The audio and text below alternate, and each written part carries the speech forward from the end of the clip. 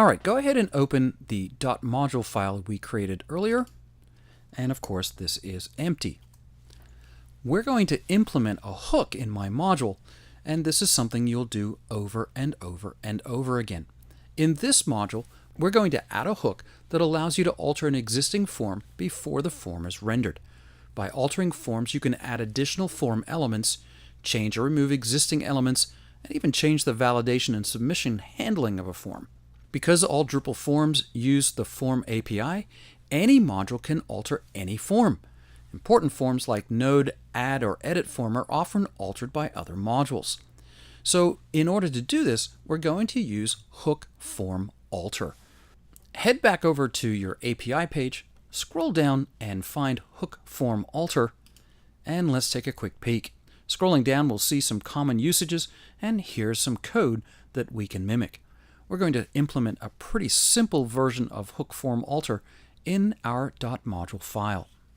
There are three parameters that must be passed to this hook: $form, $form state, and $form ID.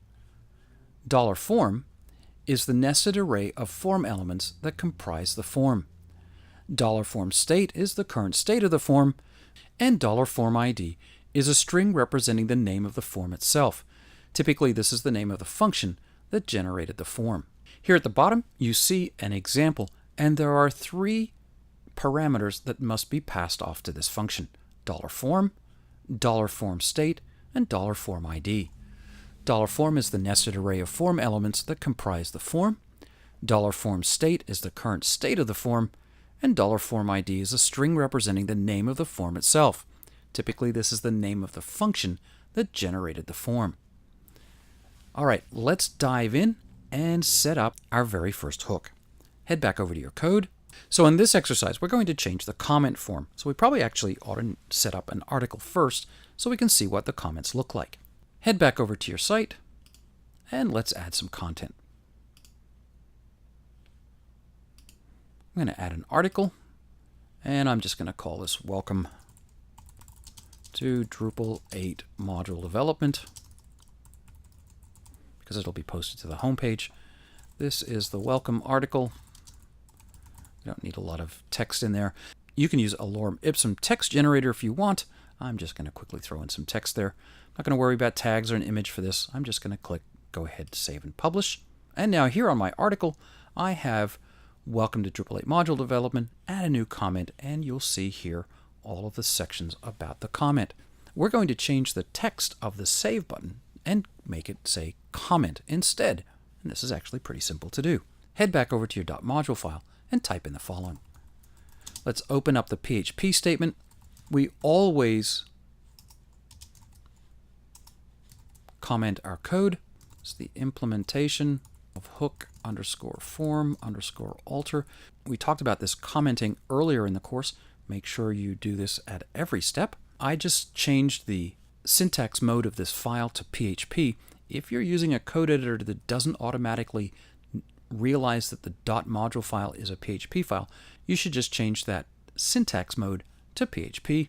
It automatically formats it using my color scheme. Go ahead and type in function my module form alter. Now again, hook form alter becomes my module form alter, and let's pass the parameters. Ampersand $form / Drupal core form state interface $form_state $form_ID, and then a curly bracket. And this curly bracket in PHP again starts a function. Hit enter. 2 spaces there. I've already set up my editor to indent by 2 spaces as per Drupal coding standards. If $form ID equals comment_form, another curly bracket, $form actions submit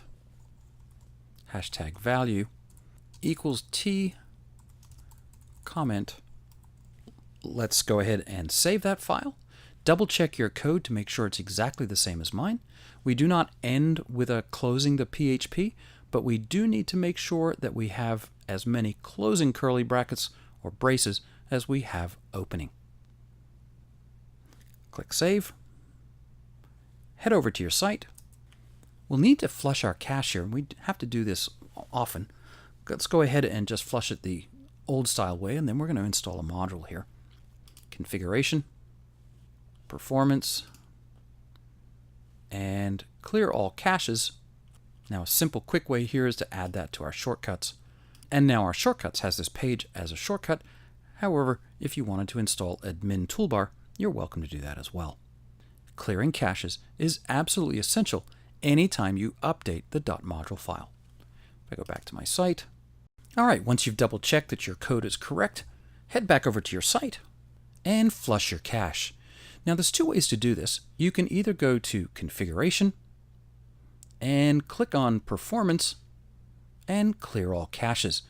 You might have noticed that I've installed the admin toolbar, and this is probably one of those first modules that you should install. It's found at drupal.org/project/admin toolbar, and go ahead, right click on the tar file, copy link location, whatever your particular browser says, come back over, click on Extend, and install a new module. Once that's been installed, find Admin Toolbar, choose both, and click Install. Now you'll have this nice drop-down menu that most of us are more used to, and when you click on the Drupal 8 logo here, you'll see Flush All Caches. Go ahead and flush cache, head back to your site, and if you scroll down, you should see the word Comment instead of the Save button. Now if you don't, go ahead and uninstall and reinstall the module. If you don't see anything, i.e. your page has all kinds of crazy errors, flush the cache again. But if you're seeing PHP errors and you can't get back to that, double check your code to make sure it's exactly the same as mine. Don't move off this exercise until you see the change on your comment form.